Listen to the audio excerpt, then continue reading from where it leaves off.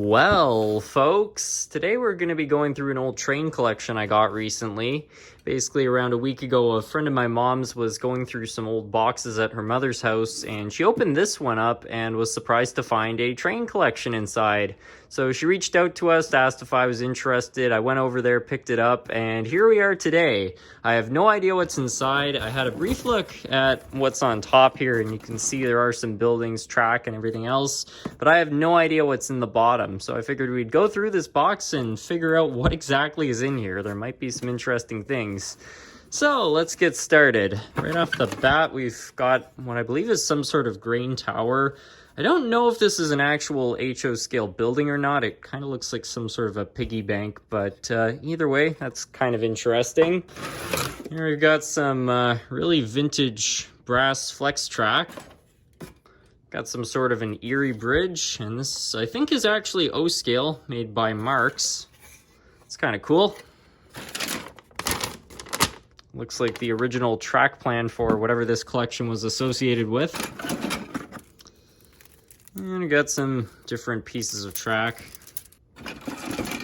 Some sort of Hornby trying rolling stock. I have no idea what this is for. Looks like it's part of something else maybe. Got some sort of a Southern boxcar, I guess it is. All loading door. I've seen these. Basically, they would line them all up side by side and they could actually bring goods through the cars sideways. Really unique concept. Huh. I guess there's two of them. That's interesting. Looks pretty nice. I actually got one of these kits as a kid. This one looks to be in pretty good shape with a little bit of glue. I'm sure that that could be mint. No idea what that's all about. Looks like we've got some locomotives and rolling stock towards the bottom here. Get this track out of the way.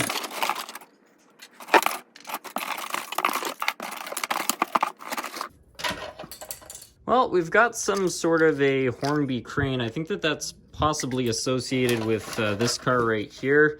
The crane just came off right there. I'm sure we could probably get that back on there. I've never seen one of these before. I'd be curious to learn more about it. I wonder what the heck this is. And we got another one of those. Some sort of paper building, which has definitely seen better days. Looks like there are a couple locomotives in here. We got an old Lima 040. Unfortunately, it appears to be damaged, but these things are so darn tough. I bet that this thing will fire up. Whatever engines are in here, we're going to have to test them out, that's for sure. Old coal hopper or gondola. Cattle car. Looks to be some sort of a box car. I think this is the other half for that. Yep, looks to be a fit. There's really a lot of old like foliage and stuff in here. Oh, check this out, that's kind of cool.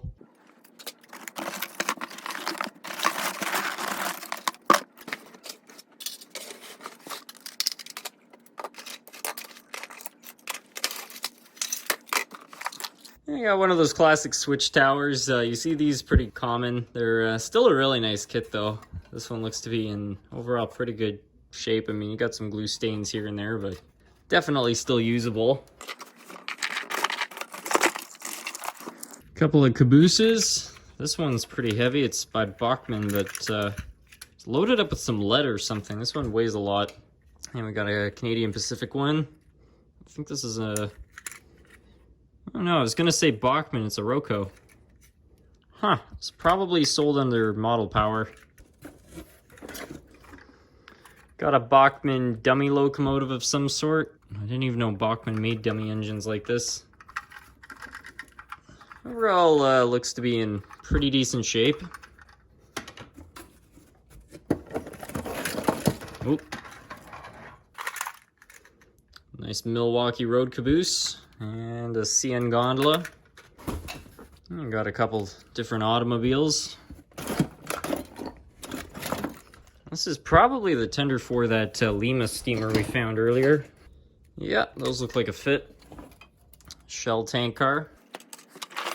CN tank car. Another one of them CN gondola cars.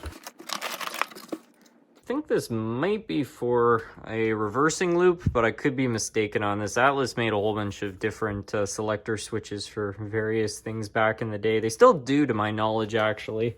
This looks like maybe it would have a truck or something loaded on from the Nickel Plate Road.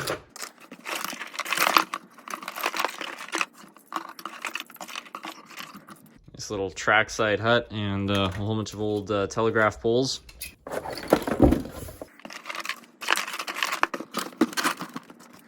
And the rest of this stuff is pretty much all, miscellaneous scenery. Kind of a cool old Corvette there. And, yeah, finally got an old Bachmann locomotive. Looks like it's maybe seen better days. This is one of the versions from the 70s. It's all-wheel drive. It's actually better than their later 80s models, and it's one of the few which hasn't had the zinc pest issue. So it might just go. It's not all-wheel drive, actually. Maybe somebody's removed some gears. I don't know. Why don't we take the two locomotives over to the track and see if they'll start. So we'll see if either of these two locomotives will start. Despite how this one looks and whatever this purple stuff in the gears is, I still think this one's going to go just because these 040s are so straightforward. So I'll give this one some power and see if it will fire up. And we do have a working headlight, but it does not seem to want to go. Let's give it a little more voltage here. Oh!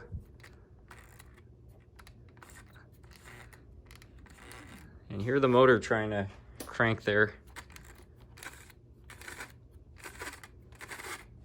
Just need to get it moving.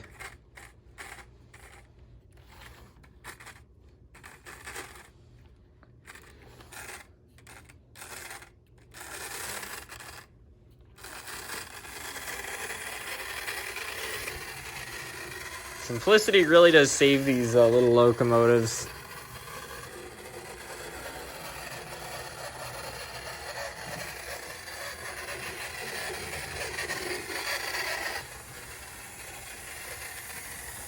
Never underestimate these little 040 locomotives. They really are kind of like tanks.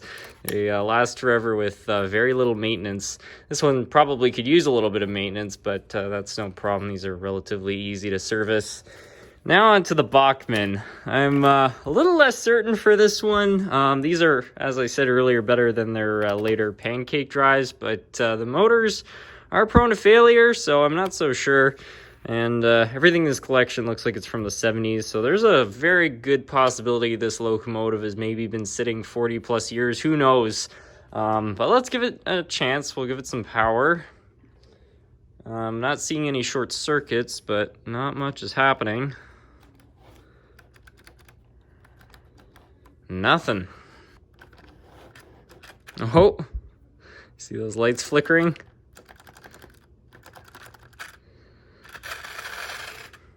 It's coming back.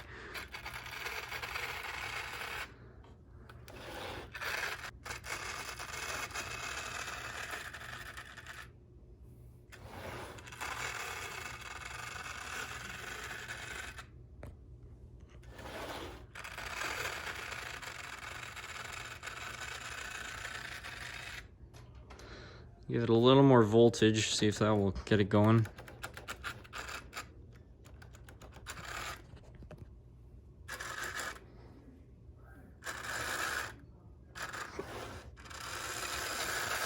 There you go.